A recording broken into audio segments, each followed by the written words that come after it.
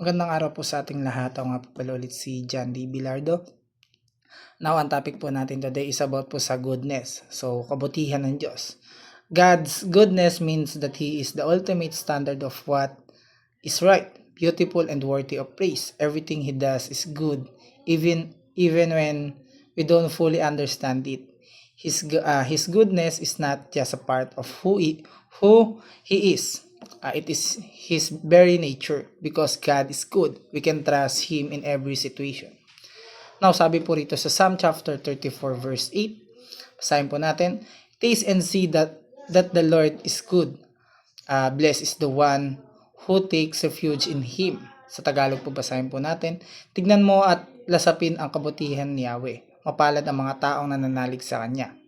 Now, ito po yung first teaching natin. Sabi po rito, God is eager to share His goodness to us.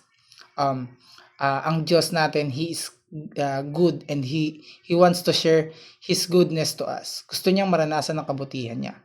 Napakagandang pagnilayan na ang Diyos na lumikha ng lahat ay hindi madamot, kundi bukas palad at mapagbigay. Hindi siya malayo o tahimik, bagkus siya ay sabik na iparanas at ibahagi ang kanyang kabutihan sa atin. Araw-araw kahit hindi tayo karapat-dapat, patuloy niya tayong binubuhusan ng kanyang biyaya, awa at pag-ibig. Mula sa simpleng hininga hanggang sa mas malalim na pagpapala gaya ng kapatawaran, kaligtasan at pag-asa. Lahat ito ay patunay na ang Diyos ay mabuti at tapat sa kanyang mga pangako. Hindi dahil tayo ay perpekto, kundi dahil ang kanyang puso ay puspos na kabutihan at kagandahan loob. And point number 2 po natin, or pangalawa nating katuruan, sabi po rito, humans are eager to reject God's rule. Samantala yung mga tao naman, kung paano yung Diyos talagang lubos na nagnanais na iparanas yung kabutihan niya sa atin, yung mga tao naman po o tayo ay lubos naman na pagnanais na i-reject yung paghahari, yung authority ng Diyos. Sa ating mga puso, may likas na pagnanais sa mga maging sariling hari na tayo ay ang masunod, hindi ang Diyos.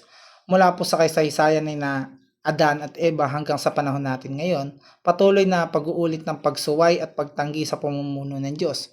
Ngunit sa kabila ng ating patuloy na pagtanggi, ang Diyos ay nananatiling matyaga at mahabagin. Tinawag niya tayong bumalik at magpasakop at muling kilalanin siya bilang tunay na hari ng ating mga buhay. So, humans are eager to reject God's rule. And point number 3 po natin, or uli natin katuruan, God's goodness and God's rule are inseparable. Ang tunay na paghahari ng Diyos ay laging may kasamang kabutihan. Hindi siya tulad ng mga pinunong makapangyarihan, ngunit walang malasakit. Ang Diyos ay hari ng makatarungan, maawain at puno ng pag-ibig.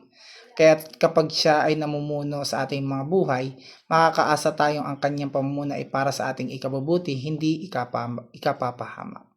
So, ang kabutihan ng Diyos ay hindi hiwalay sa kanyang kapangyarihan, salip ang kanyang kapangyarihan ay ginagamit upang ipatupad ang kabutihan sa buhay ng kanyang bayan.